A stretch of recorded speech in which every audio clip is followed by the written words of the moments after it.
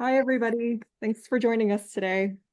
From wherever you are in the country, good morning or good afternoon. And welcome to today's webinar, Learning from Indigenous Communities. This session is part of the Canadian Red Cross Fall 2024 webinar series on opioid harm reduction for Indigenous peoples. This is our final session from this series, and you can find our recordings from our previous sessions at our YouTube channel that we will share with you in the link in the chat momentarily. And just before we begin, we wanted to share the International Federation of Red Cross and Red Crescent Societies 7 fundamental principles, which we honor in Canada. And interestingly, these principles align with Indigenous peoples of Canada's 7 sacred teachings as well. Across Turtle Island, these are also known as the grandfather teachings of wisdom, love, respect, bravery, honesty, humility, and truth. And a few housekeeping items to share with you before we begin. So you can scan the QR code on your screen to visit our registration page for the series. And again, we will be sharing the YouTube channel link with you in the chat. And today's webinar will be recorded and sent to all registrants. This session is offered in English, but closed captioning into French is also available. Just click the closed captioning button in your Zoom control panel at the bottom of your screen. Today, we will also be using some interactive features such as the chat box. Please feel free to participate alongside our facilitators and our guests today. And we will also have a question and answer period at the end. So you can use the chat box or the Q&A box in the control panel with any of your questions. Alongside that, at the end of our session, we will also have an optional roundtable where we will move over to a separate Zoom meeting link. And we will share that link with you at the end of the session if you would like to join us. And finally, there's also a feedback survey that launches on your browser once you exit today's webinar. And we really appreciate your input on how we did today. If you have any questions for us, you can reach us at rrr@redcross.ca. And without further ado, I would love to pass this on to my colleague, Deotitzatse Lisa Peterson, to open our session today with an opening prayer. Thank you so much. Nya April. Kanjakwa za wata hosios kanigariwa sa negadi a honda gariwa dekwa gawana hetsu. Agwego askan de wa henuni ne gwani gura dano detin warada ne ungwesua togadi na yotu ne gwani gura. Agwego askan de wa henuni ne gwani gura dano detin warada ne yokini stahanti yuhunzade togadi na yotu ne gwani gura. Agwego askan de wa henuni ne gwani gura dano detin warada ne kanigarunyu togadi na yotu ne gwani gura. Agwego aska ande the wahwe nuni ne gwahni gura dano deetinu aradu ne gozo su'a togadi na yotu ne gwahni gura. Agwego aska ande the wahwe nuni ne gwahni gura dano deetinu aradu ne ohunde su'a dano ohtera su'a togadi na yotu ne gwahni gura. Agwego aska ande the wahwe nuni ne gwahni gura dano deetinu aradu ne onunkwa su'a togadi na yotu ne gwahni gura. Agwego askan de wahwe nuni ne gwahni gura danu de tinuaradu ne gayon tosera togadi na yotu ne gwahni gura. Agwego askan de wahwe nuni ne gwahni gura danu de tinuaradu ne gahi su'a togadi na yotu ne gwahni gura.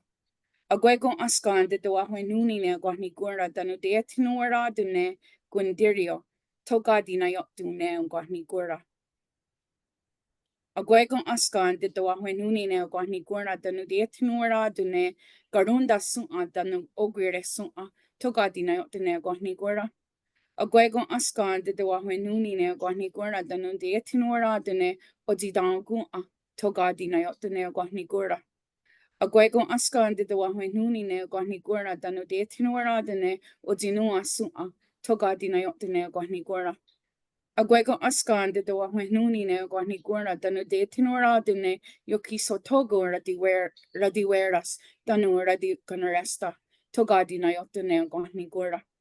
Agwego askan de wahwe nuni ne gwahni gura danu de tinora dune gayeri ni gawerage togadi na yotu ne gwahni gura.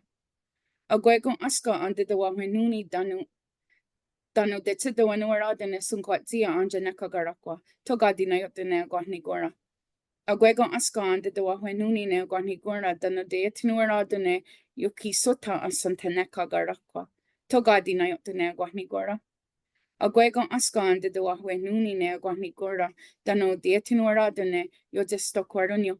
Togadi na yotan gwani gura.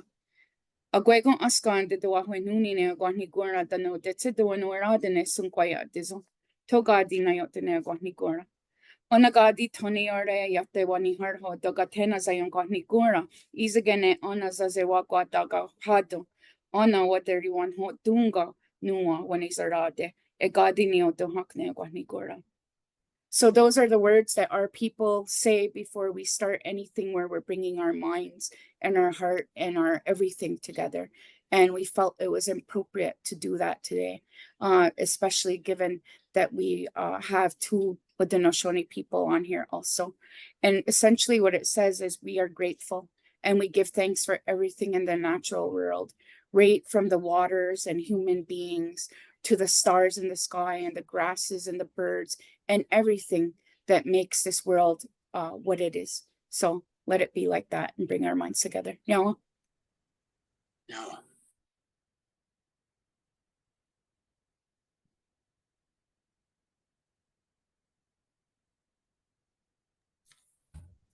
Thank you so much, Lisa, for that. That was absolutely beautiful and very touching, and we appreciate it deeply. So I would like to start off today by giving our guests a moment to let everyone know who they are, and where they come from, their experiences, their work experience, their personal experience, and why they're joining us today. So we'll start with Ganyat. If you would please introduce yourself to the group, I would be very appreciative. Hi, everyone.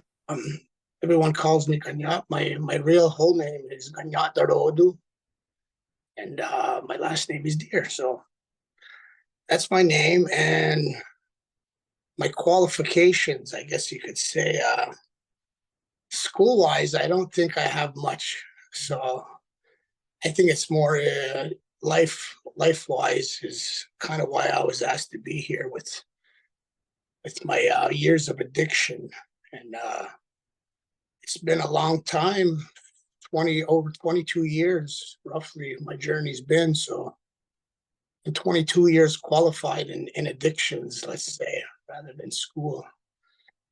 But yeah, so that's me anyway. And I'll have a lot to say today, definitely. I love to talk, so. Thank you. Thank you, Ganyat. And I will pass it over to Adizoe to introduce herself to the group, please. Okay. So I just wanted to start off and say Nyawa for Lisa for doing the opening this morning or today. And I think I was a little bit nervous until once you started to speak and do that opening. It's kind of like the foundation for our people, right? Like is to just go back and trust the spirit. So after I listened, then I was like, yeah, just settle down, like just kind of calm myself, kind of ground myself. So my Mohawk name is the Gowanina. I come from the Turtle Clan. I reside here in Akwesasne. It's another Mohawk territory. So where Lisa and Ganyat come from, it's like a sister community. But we're all Mohawk and we're all a part of the Six Nations Confederacy. And I'm located on the in Akwesasne, so it's all it's Quebec, Ontario, and part is United States. So it's a little complex, but yeah. So we sit right on the border. So my sobriety date goes back to October 14th, I think 2011. I just celebrated 13 years. But it was like a numerous times. Oh, something. Did something. I don't know what happened. Okay, sorry about that. But like a numerous times of attempts to get sober, but this has been my longest stretch. And it was from God, something keeps trying to interrupt here. Sorry about that. But it was after a tragic death with my father. Kind of shook up my whole world and left me in a lot of despair and grief, but went real rough into the drugs and alcohol for a good 6 months. And I didn't go to treatment this last time. I ended up being incarcerated for drinking and driving, and they didn't get released right away. So that's where my sobriety started. Unfortunately, it wasn't a pretty story. I don't think anybody's is, but I had enough time to think and reconsider my life. I don't know. My family is real traditional, real spiritual. There's enough time for me to wake up in there, I guess you could say. And I stayed sober after that and started volunteering. I went to work in a women's shelter. Didn't work out, and then I went after my education. And my goal at that time was, I had a lot of people that came around to kind of bundle me and help me to start in my own healing journey. Took me a little while, but I ended up going back to school, and I thought, imagine if so many more people could come back to, I guess, rebuild their own fire. Or I wanted to share more of our culture to stand our people back up. And so when I went back to get my education, that was my goal, was to do drug and alcohol counseling.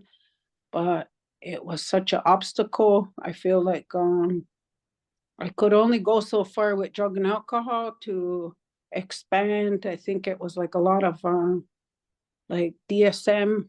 It was diagnosis. Like it was a turnoff for the spiritual part and the healing part. So, but it also encouraged me to believe more in the culture part. And so I ended up leaving my jobs. I was at a rehab and I was as a drug and alcohol counselor at the tribe. And I got this position down at Traditional Medicines as a cultural support worker. I've been there for about maybe 9 or 10 years and doing, I guess, grief work in the community, crisis work. So I got a really good team. There's about maybe 8 or 9 of us, and we're connected to the drug and alcohol and mental health unit. So we're like a different approach to healing, I guess you could say. Yeah, I'll just keep it short, but that's a little bit of my background. So technical. Thank you so much, Odizwe. We really appreciate that introduction. I will be one of the facilitators today. My name is Kristen Jordan. I am a Irish and Cree woman from Treaty 6 territory. I live in a tiny little farming community with my farming family of 300 people called Purdue, which I found out after working at the Red Cross means lost in French. I am a daughter to my wonderful parents who farm out here, and the mother of 2 beautiful children, a young man who's 10 by the name of Maddox, and my baby girl who is 2, Isla Grace.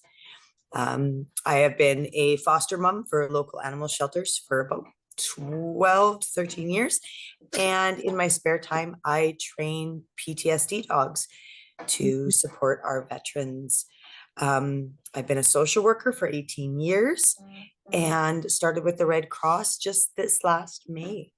And these webinars have been my first real forward-facing spot in the Red Cross, and I have been wonderfully honored and humbled by this whole process. And I'm going to pass it off to my team member, Lisa, if you could please share your introduction. 안녕, Kristen. 세곤세고괴고 데오지자테요 자츠왁스거레오게 가나와게 니디웨게노. Hi everybody, my name is Deodzizate, which means bright flower. My English name is Lisa. I am from the community of Ganawage. I'm Bear Clan woman. I am a mother. I am a grandmother. That is my heart. When you become a grandparent, your heart is outside of your body. It's the best feeling in the world. I've started to work with the Canadian Red Cross. It's going on 5 years now, actually. And I'm really, really grateful to Artisaway and Ganyat to be here, and for Kristen for giving the platform for it to happen. Just because it takes a lot of courage for everybody to be here. And I just want to say that I'm really, really grateful. And y'all go off from the bottom of my heart for showing up. And that's all we can do. So I'm really, really grateful. And that's me. And with that, I'm going to pass it over to my friend, Leslie Ann. Good afternoon or good morning to everyone here on the call. Apologies for my camera not working today. I've just been fighting with the technology and it's just not going to happen for me.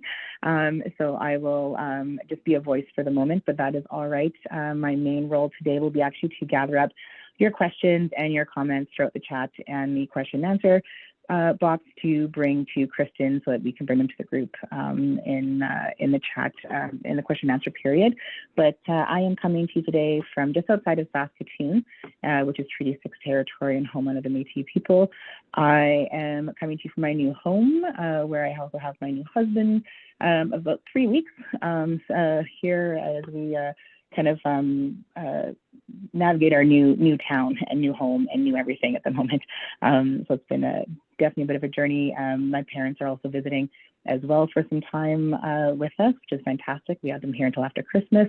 My heritage goes back mainly to England, Ireland, and the Ukraine, is just where I'm kind of coming from, and learning a lot along the way. I've been a lot with the Red Cross now for about 13 years. I've been teaching the Red Cross programs for 30 since I was a swim instructor teaching the color program back when I was a teenager. And for the most part, I have worked for the last 10 years with our injury prevention program for Indigenous communities, and it has been the most profound education of my life, working with Indigenous communities across the country, and it's just been the most amazing learning and the best honor I think I can think of, and the best privilege as well to be able to work with a number of communities and learn so much from them. So I'm really, really happy to be part of this webinar series as well. And any questions or comments as we go along the way, please do put them in the chat. And like I said, I will be gathering them up for everyone and passing them on to Kristen to bring to the group as we move to the end of our question period. So thank you all for being here today.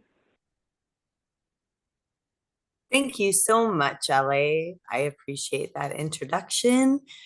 And I would love to say Tansei and Tawa to everyone who is here today. And that is hello and welcome in my language of Cree. We're thrilled to have you join us today for our information webinar. And thank you for taking the time to be here. We're delighted to have you join us from across Canada. As an organization, we recognize the importance of engaging with Indigenous communities to foster meaningful dialogue and collaboration. We're grateful for the strong response we received from the Mohawk communities and deeply value their willingness to engage with us. This connection marks a significant step forward, and we see it as a foundation for building relationships with many other Indigenous communities. Our hope is that this will inspire further outreach and create opportunities for other communities to share their voices and pave the way for lasting partnerships rooted in mutual respect, understanding, and shared goals. We will remain committed to listening, learning, and growing together as we work to support Indigenous initiatives and community priorities.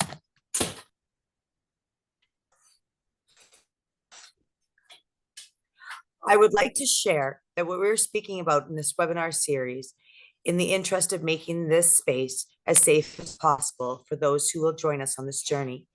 When we speak about the opioid crisis and harm reduction, naturally, we will be speaking about topics like depression, grief, loss, trauma, and ultimately addiction, and all that encompasses this experience.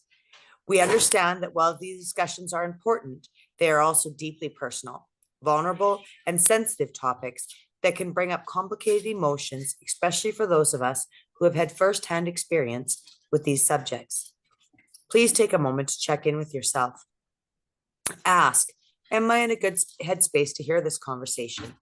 Who can I reach out to for support if needed? We've attached a few national resources that are easily accessible to you via phone call, email, or text, whatever is most comfortable for you. Please do not hesitate to use these resources if you need. April will be dropping these helplines in the chat. We would also like to issue a disclaimer that the content we share for you today is for informational and educational purposes only. It is not intended to take the place of medical or professional advice. We encourage you to do your own research about local laws, policies that govern harm reduction in your community. If you need an immediate assistance or support, please contact your local EMS or police services. Please note our team is here to offer information and foster connections within your community. If you require more in-depth support, we encourage you to connect with the Indigenous Peoples Help Desk. Our advisors can connect you with the appropriate resources, refer you to relevant CRC departments, provide customized provincial toolkits, or guide you towards most suitable support based on your specific needs. Thank you for allowing us to assist, and please don't hesitate to reach out for more personalized guidance.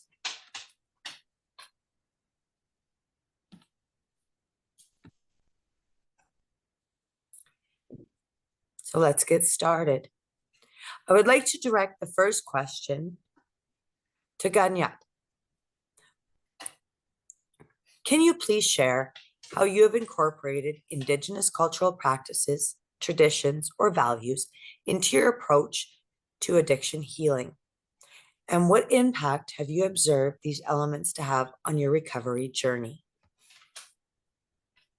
Well, it started off when I'd gone to treatment. I got back into singing traditional songs, social songs. And I think that's what really drove me back to getting back to my roots, right? As a Kanien'kehá:ka man. And I've learned all these things being coming from a traditional family as well, like Liz, I've been taught all these things as a kid and growing up into alcoholism and drugs and things like that. I suppressed so much things in my life. And when I finally got clean in treatment, that singing is what really got to me. And it was such an emotional time that first day to get into the singing. It was just like, I could barely sit there and listen. I honestly couldn't. I was sitting there crying. I couldn't even sing. And then they passed me the drum and were expecting me to sing. And I couldn't do it.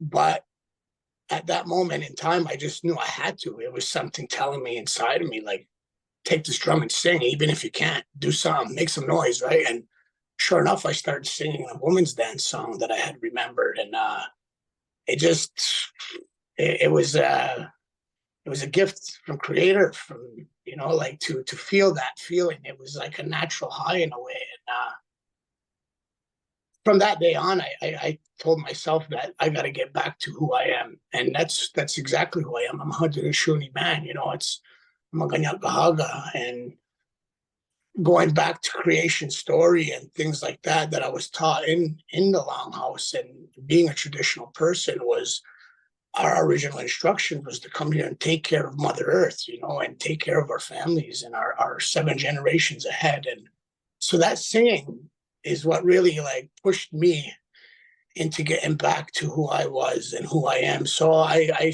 recently, well, it's been about a year now that I've been attending Longhouse again and doing ceremony, sweat lodge, things like that. And it's that connection, like that grounding feeling, like Liz said again. I mean, I'm going to refer to what she said again, but it's that grounding feeling, that connection where you could go put your feet on Mother Earth and talk to her, and speak to the trees. And when I first got clean, I used to sing because of this whole reasoning, right? I came back from rehab and I started singing. So I would listen to nothing but traditional music, and I would go to the gym every morning at 5:30. And on my way home from the gym, I'd be singing, and now the sun would be up and I'd be singing my brains out, right? And I'm thinking, oh man, all the people in their houses, anybody up this time, they're going to think I'm crazy. Who's this guy singing to, And I asked myself, I says, I'm singing to the trees and the birds and creation, that's who needs to hear my vibration. And so that singing for me is a big thing in my healing and in my culture. And that's everything that I get back to every day by smudging and doing that same opening that Lisa did for us this morning. And I'll go again for that. And it's that acknowledgement of where we come from as human beings, not even just Haudenosaunee or Minyahaga people. Where do humans come from? It's like we all know there's a creation story down the line for every which race, and for us, that's our life. This is the creation story is what tells us how to use our medicines, where to pick our medicines, and how to be ourselves, how to deal with death and all these different types of things. They're all told to us in these stories, and it's just a matter of digging deep and remembering these stories from my grandmother or whoever has told these stories to us, because that's how it's passed along, oral tradition. There's no book on being unwe. It's all right here. It's all in your heart. And that's something I've learned to find through being sober, is my heart. I learned to love myself and love everybody else included just as equal.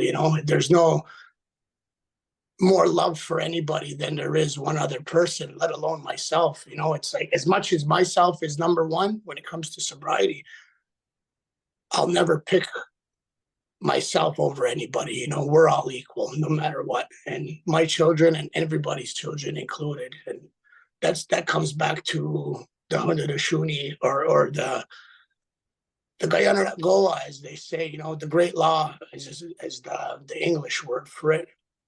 And it's just being that Radiscaragete, that man, being that man role and taking care of what you have to. And that's what I like to live by today. I mean, it's a long journey I've been on, and it took me a long time to open my eyes and find that love inside myself. So here I am. I mean, but that's what I have to offer. I mean, I spread that awareness as much as I can daily on Facebook for a lot of people, and for anybody out there listening. If you want to add me up on Facebook or just follow me, you're more than welcome, and Ganyat Deer is my name, and I don't believe it's on the screen, but I could put it up there later if you guys want, and just send me a thumbs up or something and put it out there. But I have a lot to say, a lot of encouraging things, because, and it's all through experience. It's some things you can't learn in a textbook. These are things I've lived. It's things I've had to deal with myself, the heartaches, the pains, the shame, the humility, all that, and it's something I've acknowledged, and I've learned to let go and forgive myself. And that's the beauty in recovery, I think, is figuring that out, taking that responsibility for your actions, and just being tired of beating yourself up, because that's what I did. I mean, I said it the other day in a post. It's like I'm a boxer. I was in a boxing match with myself, and I just enjoyed beating myself up for 22 years. Nobody likes to get beat up, right? I mean, come on. So I had to quit that. And I figured out that blaming everybody else for my addiction, my alcoholic behavior, it's like I blamed everybody. And I learned that taking accountability for my emotions. And that's what it came down to, controlling those emotions and figure out where they're coming from, how to deal with them now. And life can be just so easy at times, but it's being honest. That's the key. It's being honest, and it's especially honest with yourself. If you can't be honest with yourself, then you're not going to go nowhere. You're going to get stuck to the porch, as I like to say. Like I used to tie my dog up outside. It's like hang him out on the porch, and he ain't going nowhere. And that's how I lived my life. I tied myself to that porch using drugs and alcohol.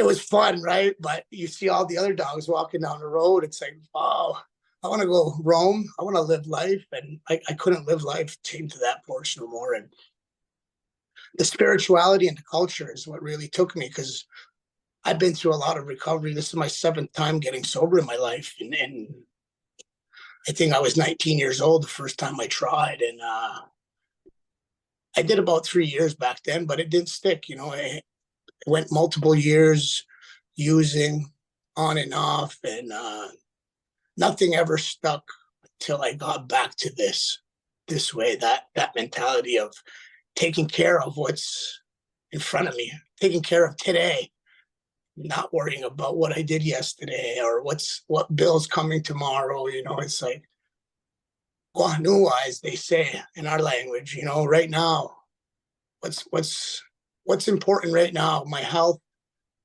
My kids are healthy. My fridge is full. My house ain't on fire. You know, life's great. I should be grateful. There's nothing to be complaining about, right? It's like, and that's the beauty. When you could get back to that spirituality part of life and understand that we only have right now. Guanua, like I said, that's all we got. And we're on a webinar right now. We're very, very safe. We're in a safe spot. And all the things I say, I say in confidence that, like, I'm not shy to say these things. You know, I'm very, very vulnerable right now. And I'll probably share some really, I don't know, maybe messed up things with you guys later on this. But this is part of who I am. And this is part of my recovery. And so, yeah, I'll just leave it at that for now. I feel like I'm taking up too much time. I'm sorry. No, not at all. I could honestly listen to you speak for way more time than we currently have. So again, I encourage everyone to join us for the roundtable afterwards, so you're able to pose any questions you have or any thoughts you have, or share any stories with our beautiful panel that we have today. I would love to pose a question to Adizaway. And just kind of feeding off what Ganyat said, I know that, like, you not only have been on your own journey, but you practice in your work. Why do you believe incorporating Indigenous culture, traditions, and values into addiction recovery is important? And how do you think it supports the healing process for individuals in your community? Okay. So first off, I want to say, was just listening to him speak. It's kind of taking me back way to the beginning too of my own journey. I guess it was real painful though. Like, it wasn't. I would say this to everybody who gets sober, that it's definitely worth it, you know, to go through those growing pains. Because I think in the beginning that's the only thing I could trust. Like, I no longer trusted people, and even my family in that matter. But I did trust Creator. You know, I think that was one of the things, right? When you hit rock bottom, that's the only thing left, is to trust your prayers and being grateful for one day at a time. Because I went to a lot of meetings. We have a lot of support groups here in our community that they call it Zawakwato. So we go to a lot of meetings, we go to a lot of talking circles. I think my first thought was creating safety, right? Is trying to find people that were sober and that weren't going to judge me. I was very broken, and I didn't talk. I was so scared to talk. But I feel like going back to the Longhouse, I was very hesitant at the beginning to even sing, to do anything, because I was just, I felt like a whole different person when I was coming back to the Longhouse this time. So my family is very fluent, like they've been around the culture and language all the time. I'm the one who kind of went and jumped off the face of the earth. So it was kind of embarrassment, right? Like, to come back, I was carrying a lot of shame. But I went to this ceremony, And in this ceremony, I was just listening to this speech that the guy was talking about words of encouragement, and he was talking about ostagalisha. There was the word that stuck out to me the most, and it was like, it talked about how to straighten your life back out no matter how far into darkness you go, and talked about how we're going to go through these obstacles in life, and how do we learn to come back to have a good mind and carry peace. And I was like, I just started to cry. I guess it was like nice to hear good words again, you know, other than what I was thinking. So I started out very slow, reaching out to women, and going back to sweats was the big thing, and just committing back to going to Gunasisner. And I didn't think, I'll be honest, when I got sober, I didn't think I would be who I am today, working in a professional field, helping new people go to detox, go to rehab. And even like, I wouldn't say like I'm a life coach, but I do a lot of like 12-step calls, like people who are doing 5th steps or people who need to go into sweat. Like, it's kind of cool because it went full cycle now, because I remember crawling into those sweats in the beginning, and I don't know, and it's nice. Like, so I've had a lot of mentors who kind of pulled me back in. And honestly, I had an uncle who was said, it's time, and he shot me in the woods for 4 days. And I don't know, I didn't have no choice but to deal with myself out there. And I had to kind of grieve my father, right? Because that was the big thing that was on my plate when I got sober.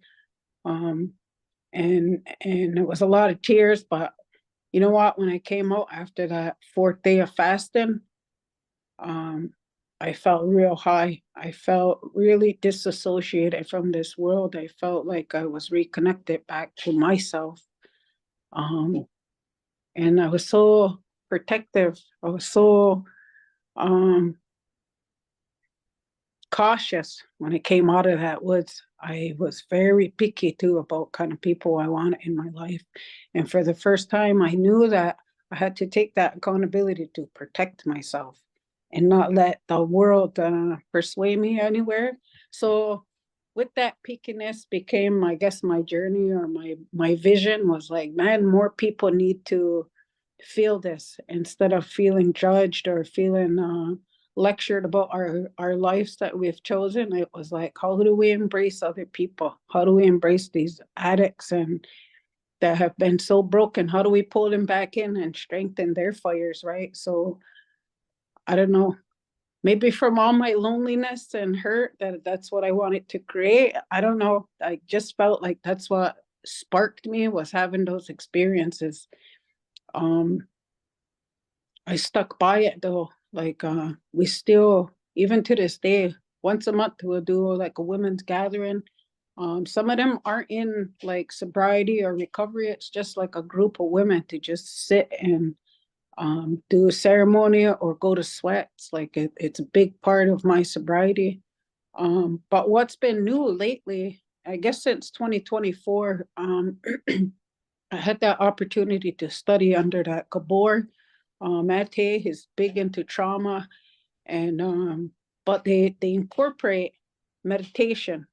And so I don't know, I just kind of feel like sometimes it's like, yeah, okay, so we go through these traumas, we become drug and alcohol or alcoholics and addicts, but that ain't it, you know. Like, it's more about that resilience is what I'm finding.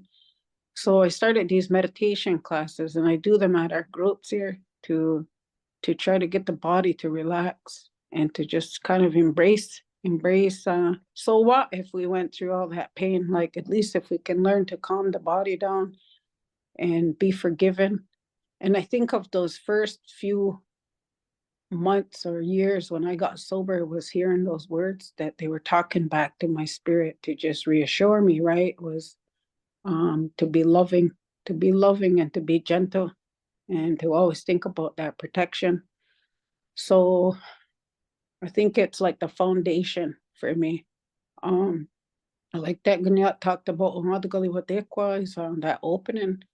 So I've even created these things with a group of women where we go up the mountains over here in the Adirondacks, and we go up even before the sun shines. So we leave here about 3 o'clock in the morning, and we go greet the sun. By the time we get up that mountain, it's like 5:30, 6 o'clock. But a lot of people too, we if you've earned it or if you have one, people have our own pipes that we burn tobacco in.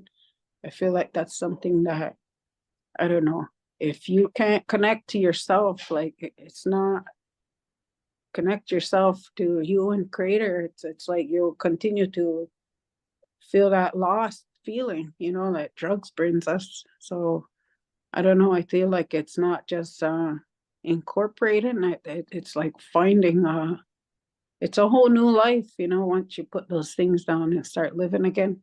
But yeah, and so where I am at work, it's at Traditional Medicines here at Mohawk Council. We developed this program. It's called a 10-week grief program.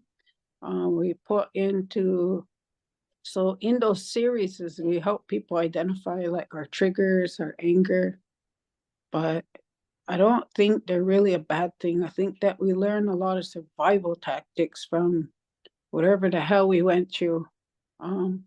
So I'm just gonna say this because I feel like this is a safe space. Was a big part of my recovery was being able to admit that I was sexually abused, and when we put this program together, that was one of the things, was trying to help people to get honest with what we do to protect ourselves, right?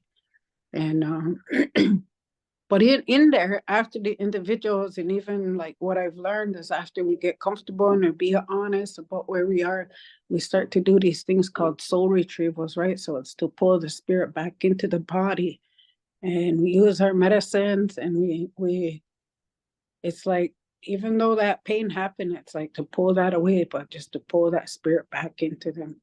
We do these grief fires. So I don't know. I don't want to get into that because it will take really long to explain bit by bit, but it's like just to empower the individuals to come back even after. And sometimes they're not just, it's not just people with addictions.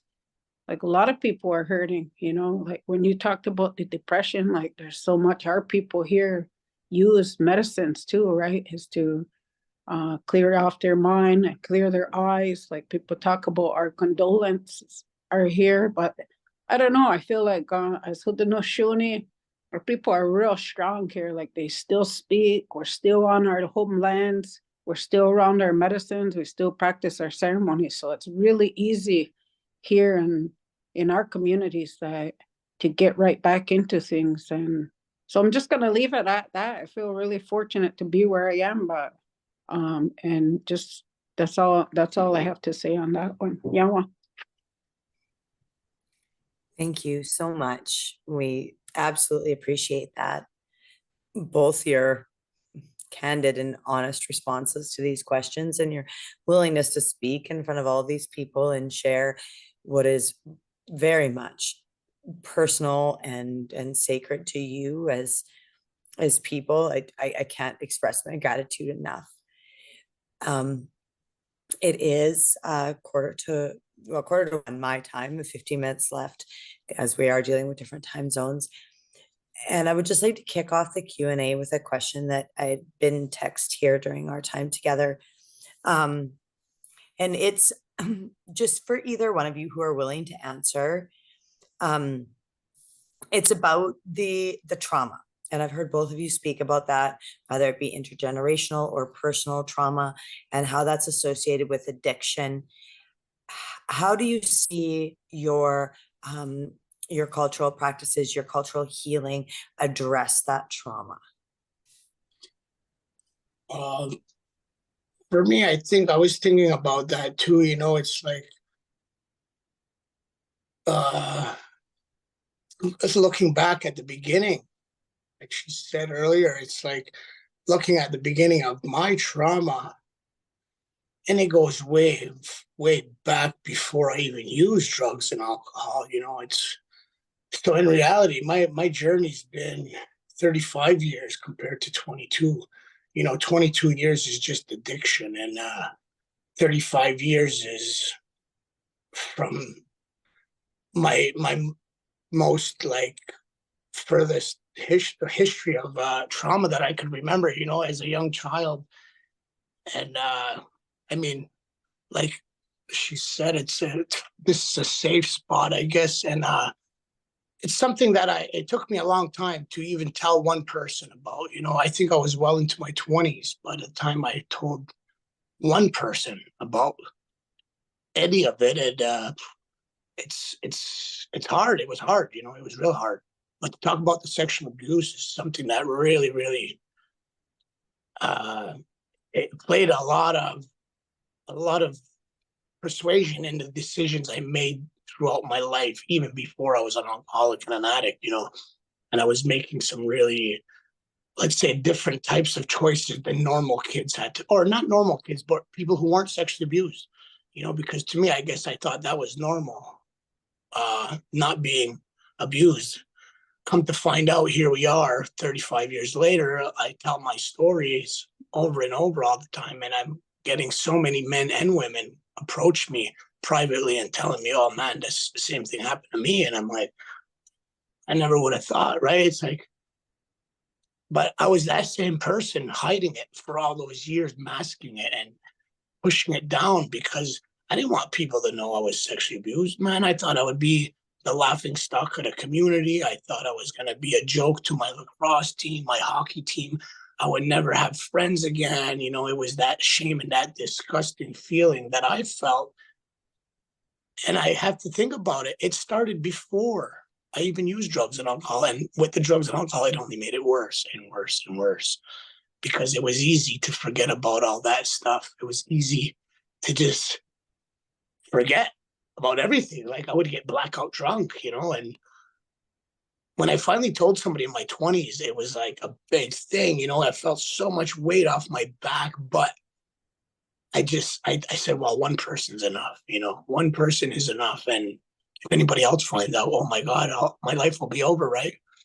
And here I am. I spread the awareness every day, man. I let people know what happened to me, and I talk about it on a daily if I have to. It's a part of me. It's literally a part of me. And it wasn't just one time at 4 years old. It was for months on end at the blockade in 1990. I was in a camp with a bunch of people stuck for months on end in a little tiny war, fighting for land. And here I was, just this little boy. And anyway, it's like I talk about it today like it's a part of me. It's what I went through. And the same thing with all the addiction and the alcoholism. It's like, why did we choose these lives? And it's not that we chose them, or it makes me more resilient today, though. That's like she said, right? It makes me who I am, and it makes me as strong as I can be because I'm open and honest about it now. And it doesn't hurt the soul. It doesn't hurt the throat no more to keep it down, and that's part of that easy feeling, that meditation, like she said as well, it's like letting that body heal because I've been through so much trauma physically as well. And I could barely sleep. Last night I slept 7.5 hours, which is a miracle. I'm a 3 hour to 4 hour sleeper. And I guess knowing the Zoom was coming, it's like I really had to ground myself and get ready for this. And the creator put me in that deep sleep last night, and I was just blessed when I woke up at 4:30 because I went to bed at 9 last night, and I'm like, wow. I usually go to bed around midnight, and I wake up at 4:30. So it was just, it's a blessing. It's a blessing to be alive and to be as far as, and I was told this on the way up here this morning. I talk a lot about it with my friend who drives me back and forth here, and she says, you sound like you've been sober for 10 years. I laugh and I'm like, you know what? I've been through years and years of getting sober. So it took me 7 tries. So it feels like I've been sober 10 years in reality. But it's a long journey to get to this point, and right now I'm pushing 14 months only. I'm only just over a year. I hit my year on October 20th of just this year. So, but it's been what a ride, I tell you. I mean, if we had the time, I could talk for hours and hours, and I got stories on stories. And but like I said, if you follow me on Facebook, you'll see a lot of these stories. And I've had people looking back at my things. I get likes from months ago's posts sometimes. Every other day, I'm like, wow, people are still looking back at my stuff, and it's a blessing to be able to have that gift of gab, as they say, right? To spread that awareness, because it's mental health. It's not just addiction. It's a mental health. It's depression. It's everything. You know, we have a lot of sick people in our communities, and it don't help when you have all of the sicknesses. When you have the mental health, the addiction, right? It just throws it even more out of whack. And I was there. You know, I lived it. I've had, because of the sexual abuse, especially, you know, it put me in a really, really hard position, you know, being a man. Like, oh man, I can't even cry. Imagine crying. Like, that was the end of my world if I cried. Today I'm crying right now on the screen. It's like, I'm not afraid to show my emotions, you know. It's like I was taught to be a Mohawk warrior. It's like, yeah, what is that? You know, you're not allowed to cry. You're not allowed to be human. Is that what that means? No, I figured that out now, 35 years later, that I'm a human being just like everybody else. And I could protect my people, my 7 generations ahead, crying or not. You know, it's like, I think I'm better off crying though, and showing people that it's okay to be who you want to be. It's okay to show your emotion. It's okay to get rid of that trauma and those feelings of sadness or whatever negative feeling you're feeling, you know, acknowledge it, feel it, but get rid of it, you know, smudge yourself, tell yourself you want to get rid of that feeling, and forgive yourself, especially, because that's the beauty in life. I've had so many things I've done towards my own family, my children, embarrassing moments. And it's like, it took me to literally want to commit suicide last year. And I was like, well, what's going on? What am I doing? You know, I need to get some help. That's what pushed me to treatment, because I've never went to treatment. I've got sober a lot of times, but I never went to treatment. And last year I finally went, and I met a woman from Ganawage who was in the singing group. And that's kind of what connected me to that group and what got me singing again. And I owe my life to Onondaga. You know, it's like, without that place, I don't think I'd be where I am today. Not at all. And I thank Creator for pushing me in that direction, because without those feelings, you know, my ego is what saved me in a way. And today I have to have that ego in check. I have to let that ego and know that I rule my life. You know, I write my book today. You don't get to decide. And my ego is what really saved me, because I was feeling so down and depressed. And I was like, man, I want to kill myself. Like, I was attempting, like, where am I going to hang myself? I'm a freaking 200-pound man. Like, what's going to hold me up? I thought, right? And those are the thoughts that I frowned upon all my life. I used to be that bully type because I was so insecure with myself that I would bully people, and I would like get joy out of it. And I remember like telling people, well, oh, you're depressed, you're feeling this way, you know, you're I don't want to use these words, but you know, anyway, like I would call people pussies or whatever, things like that, right? Like, and I looked at myself that day when I felt that way, and my ego was like, come on, stop being a wuss per se, right? Stop being a big baby, you know, get up and do something about it. And I think that was Creators telling me, you know, get up and go get help, buddy. You really need the help finally. And that was the first thought. I got on the phone and I reached out for treatment. And within 3 weeks, I was in Onondaga, and I was 3 weeks sober at that point, because the day I reached out, I got clean. You know? I told myself that I need to get sober, and I'm gonna.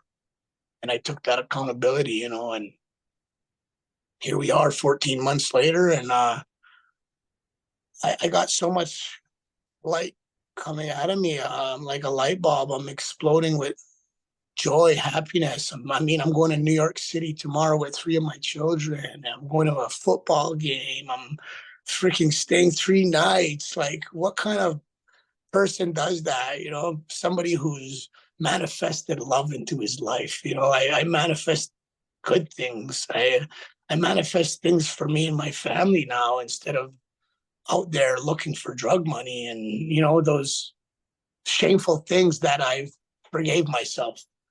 That, like I said, it always comes back to that forgiveness. Because like I said, I could tell you stories and stories of evil things I've done to my own children at that. And it's like, here I am, I'm getting to make up those times. I'm gonna bring them out, and they're gonna have better memories of me from here on out. Because today is what we have, right? We don't have yesterday.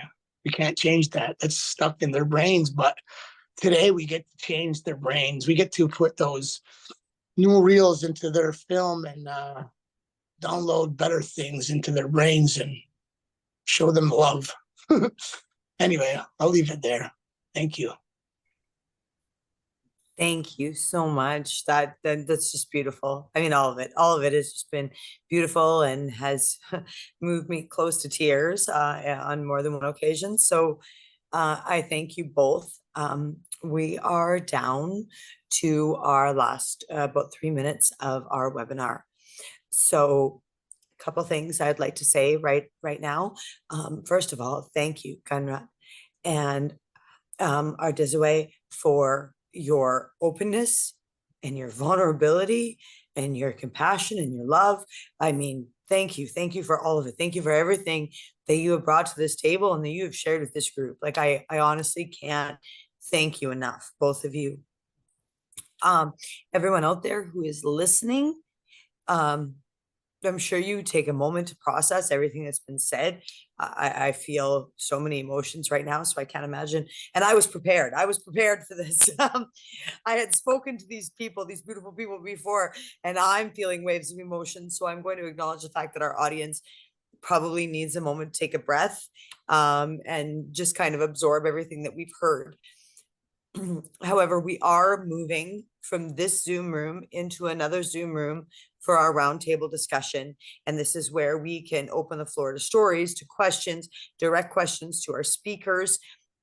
Hear some more from our Desiree about how she sees trauma integrating into her work, into her recovery. I see that April has posted up there on the screen both a QR code as well as the what is it? The URL. Oh, sorry, I'm not a techie person. The URL for everyone to come join us. That is the connection for the roundtable. If it asks you for a password, the password is just 5 zeros. So 00000. That's it. It's that simple. And we do encourage everyone who is listening today to come in, ask those vulnerable questions, ask those meaningful questions. I mean, these speakers really have put a lot of their heart and soul into everything. And I mean, while they're here and they're willing to give us everything that they have, I say use it to its full potential, because this is definitely a gift from the Creator. I am going to quickly pass it over to April in case there's anything I missed, because definitely this is kind of we're moving into the tech portion of things before we go back into the roundtable. So April, if I've missed anything, please step in. Thank you so much, Kristen. I think you've covered everything. And again, the roundtable is just an opportunity for us to continue the conversation.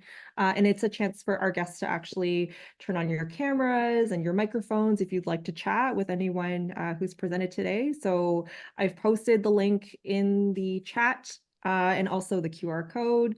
And we're going to move over to this Zoom room in the next couple of minutes. And we really hope as much of you can join us as possible. But thank you so much to everybody for sharing your stories and for sharing space with us today. And we'll see you at the other link in a couple minutes. Thanks. All right. I know that there are going to be some people in the audience who aren't going to be able to follow us to the roundtable. So I would like to yield the floor to our Desiree. If you have anything to say, final thoughts, anything you want to say to our audience that maybe can't follow us over to the roundtable. Can you hear me okay? I had this poem, a little write-up that I had. I found this in my journal like I don't know how long ago, but I just want to leave you with this message. I feel like just time consuming, right? Like I was just cautious of the time. So I'm just going to jump right into it. So this is my message to you or anybody who's struggling with depression or addiction. I said, and so in life, the most traumatic situation that'll come and shatter your whole world, leaving you broken, feelings of despair, whether it's after a death, a rape, or a certain abuse, will fill you with self-pity, will lead us into such a darkness, will lead us to no longer want to be here, to be alive. But in this place, addiction will grow, and so does that darkness. But if we looked at it in a different way, if we looked at it as a lesson, and what were we to learn from this? How do we rekindle ourselves? How do we rekindle our spirit? How do we learn to embrace ourselves? How do we really learn to hold ourselves and to listen to something that we really need inside of our soul? Something that we need. Maybe we need acknowledgement. Or how do we rise up out of such a vulnerable place? And so we invite that healing. In order to do this, that we have to be done. We have to be done with the hurting of ourselves. We have to be tired of staying in that pain. And then to learn how to stand back up with the most beautiful words that I say to resilience, but to learn to protect our spirit and to be gentle. Be gentle in a way, and only your spirit knows what you need.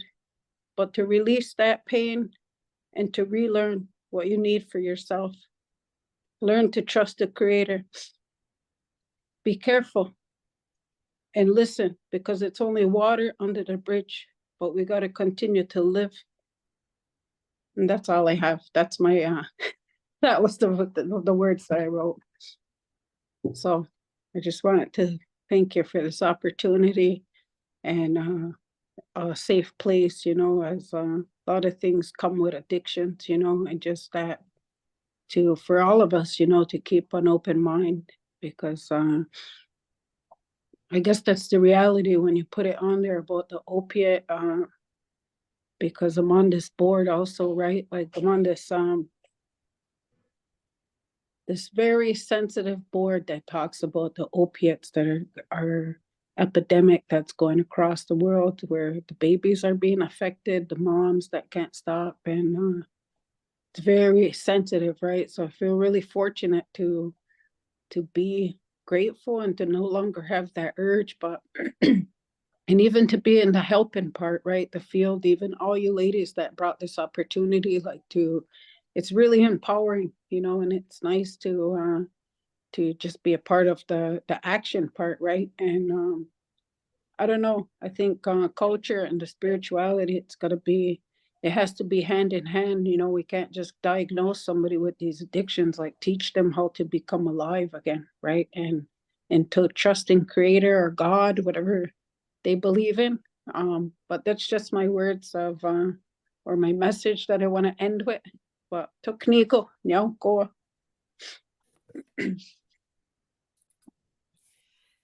Thank you too. so much. Sorry, Lisa, please. No, I just wanted to say thank you from the very bottom of my heart. Wrapping the both of you up. I know you both, and I've seen the transformation in both of you, and I love you both so very much. So thank you for being yourselves and showing up like you have today.